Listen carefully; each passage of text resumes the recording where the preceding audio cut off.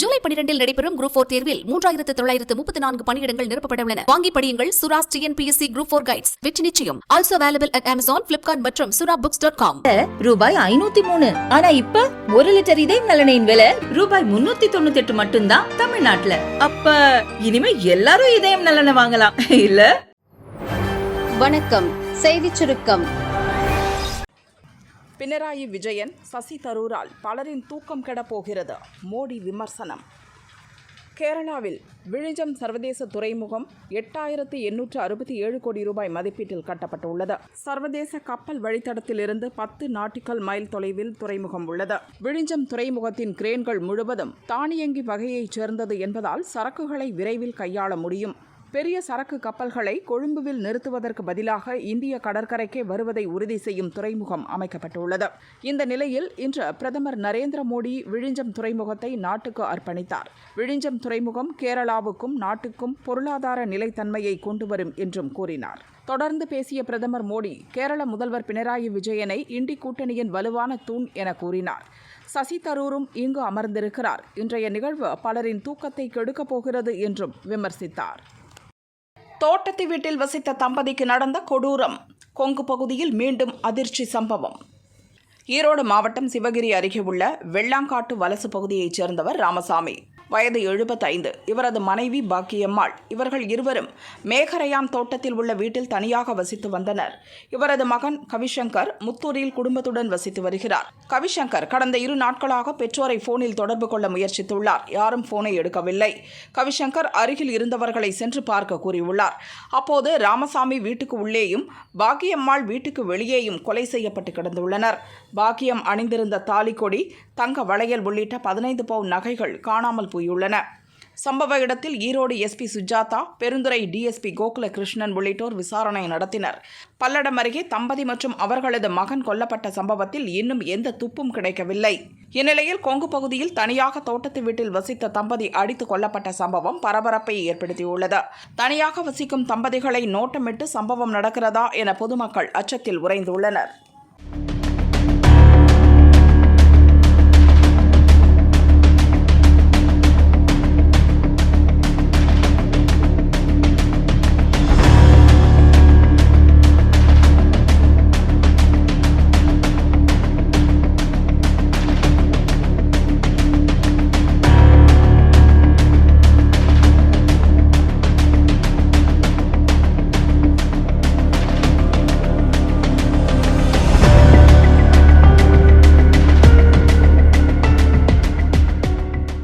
இன்னைக்கு காலையில் ஃபோன் பண்ண ஃபோன் ரிங் ஆகிட்டே இருந்தது, ஒருத்தர் எடுக்கலை. சரி, அதான் வெளியில் தான் தோட்டத்தில் இருப்பாங்க, வந்ததுக்கப்புறம் ஃபோன் பண்ணுவாங்கன்னு பார்த்தா ஃபோன் பண்ணலைங்க. இப்போ 7 மணிக்கு கூப்பிட்டா திருப்பி ஃபோன் ரிங் ஆகிக்கிட்டே இருந்தது, எடுக்கவே இல்லைங்க. அதுக்கப்புறம் தான் பக்கத்தில் மாமா பசங்களுக்கு ஃபோன் பண்ணி பாருங்கள் அத்தை மாமனு என்ன ஃபோன் எடுக்கலைன்னு சொன்னாங்க. அப்புறம் அவங்க பார்த்ததுக்கப்புறம் தான் இப்படி ஆயிடுச்சுன்னு சொன்னாங்க.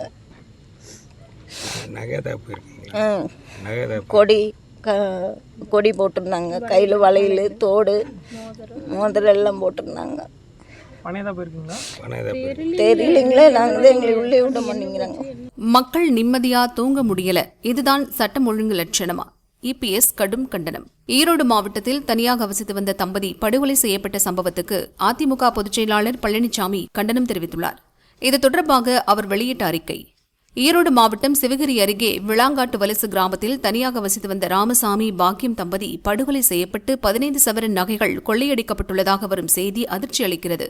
சட்டசபையில் காவல்துறை மானிய கோரிக்கையின் போது சட்டம் ஒழுங்கு சிறப்பாக உள்ளது என்று பெருமை பேசிய ஸ்டாலின் அவர்களே, இதுதான் சட்டம் ஒழுங்கு சிறப்பாக இருக்கும் லட்சணமா? திமுக ஆட்சிக்கு வந்தது முதல் இதே பகுதியில் நடந்த சில கொலை சம்பவங்களை பட்டியலிட விழைகிறேன். 1 மே 2022 ஈரோடு மாவட்டம் சென்னிமலை அருகே முதியவரை கடப்பாறையால் தாக்கி கொலை செய்து 27 சவரன் நகை கொள்ளை. 9 செப்டம்பர் 2023 ஈரோடு மாவட்டம் சென்னிமலை அருகே கொடூர ஆயுதங்களால் வயதான தம்பதி அடித்துக் கொலை, 15 சவரன் நகை மற்றும் 60,000 ரூபாய் கொள்ளை. 29 நவம்பர் 2024 திருப்பூர் மாவட்டம் பல்லடம் அருகே ஒரே குடும்பத்தைச் சேர்ந்த 3 பேர் அடித்துக் கொலை. 13 மார்ச் 2025 திருப்பூர் மாவட்டம் அவினாசி அருகே வயதான தம்பதி வெட்டிக் கொலை. 14 ஏப்ரல் 2025 ஈரோடு மாவட்டம் தாளவாடியில் பாட்டி மற்றும் பேரன் அடித்துக் கொலை. இவற்றை தனிப்பட்ட ஒன்றிரண்டு விஷயங்கள் என கூறுவதற்கு ஸ்டாலின் மாடல் திமுக அரசுக்கு வெட்கமாக இல்லையா? தமிழக மக்கள் இரவில் நிம்மதியாக தூங்க முடியாமல் உயிரை கையில் பிடித்து வைத்திருக்கும் அச்சு நிலைக்கு தள்ளிய திமுக அரசுக்கு எனது கடும் கண்டனம். இந்த கொலை கொள்ளையில் தொடர்புள்ள குற்றவாளிகள் அனைவர் மீதும் கடுமையான சட்ட நடவடிக்கை எடுக்க வேண்டும். இனியாவது மாய உலகிலிருந்து வெளிவந்து சட்டம் ஒழுங்கை காக்கும் தன் முதற்பணியை முறையாக செய்ய வேண்டும் என விடியா திமுக அரசின் முதல்வரை வலியுறுத்துகிறேன் என பழனிசாமி கூறியுள்ளார். மாணவர்களை ஃபெயிலாக்குவதால் டிராப் அவுட் அதிகரிக்கும், மகேஷ் கண்டனம். கட்டாய கல்வி உரிமை சட்டத்தின்படி 8ஆம் வகுப்பு வரை படிக்கும் மாணவர்களை ஃபெயிலாக்கக்கூடாது என்ற நடைமுறை இதுவரை அமலில் இருந்தது. தேசிய கல்விக் கொள்கை 2020 அந்த விதி திருத்தப்பட்டது.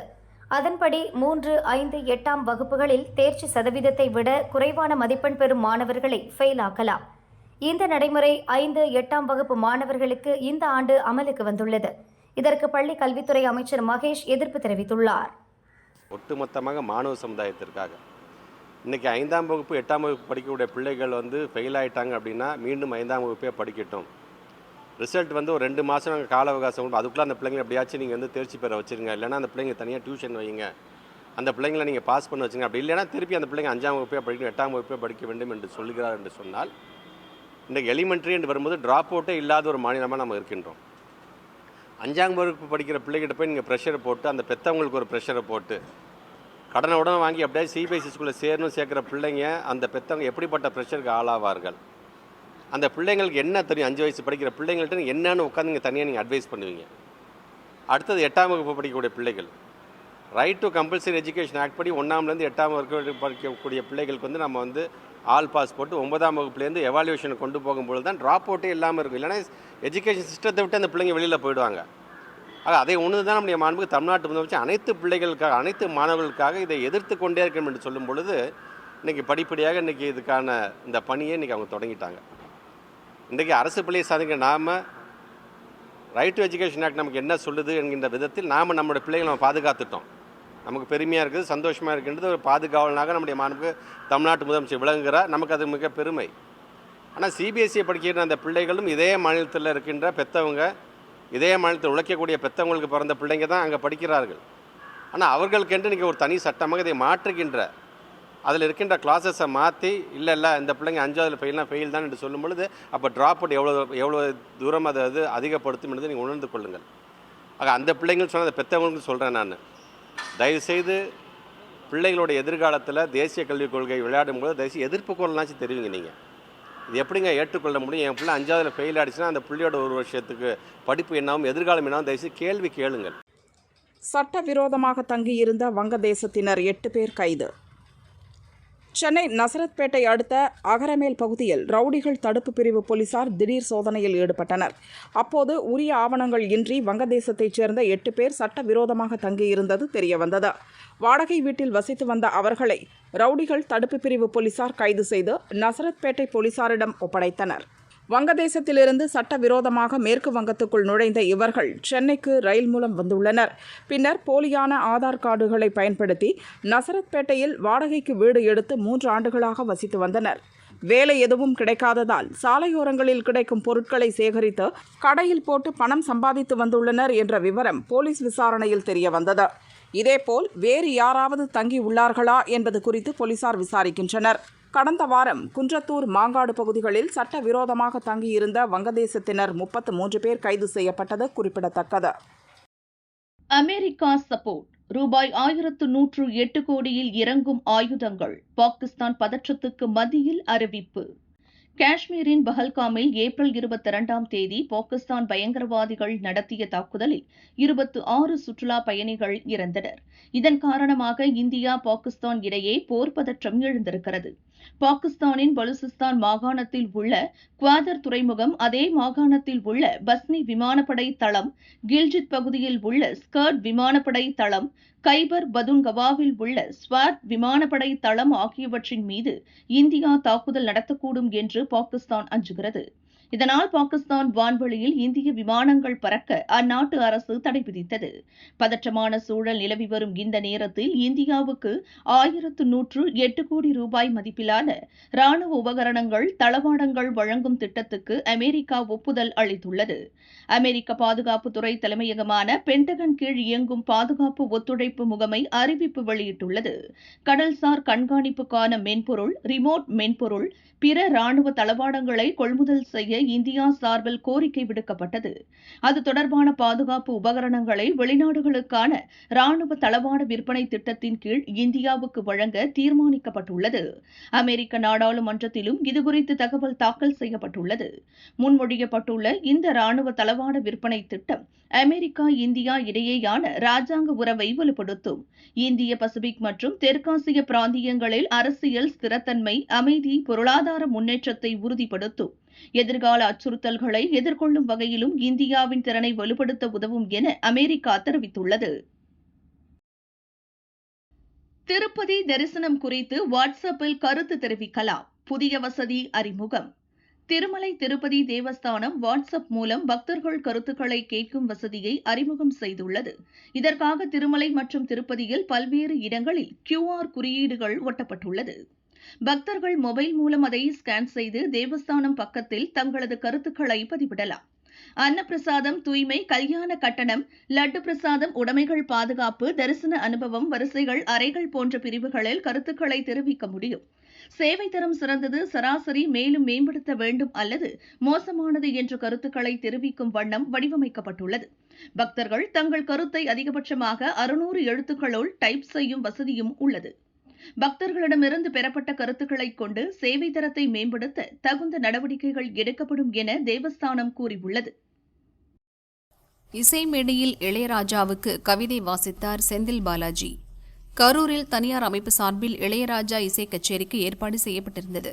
விழாவில் முன்னாள் அமைச்சர் செந்தில் பாலாஜி, கலெக்டர் தங்கவேல், MLA-க்கள், திமுக நிர்வாகிகள், ஆயிரக்கணக்கான பொதுமக்கள் பங்கேற்றனர். மேடையில் இளையராஜாவிற்கு பொன்னாடை அணிவித்து கௌரவித்தார் செந்தில் பாலாஜி. அப்போது இளையராஜாவை பாராட்டும் விதமாக கவிதை வாசித்தார். இசைக்கு ஒரு உருவம் இருந்தால் அது இளையராஜா.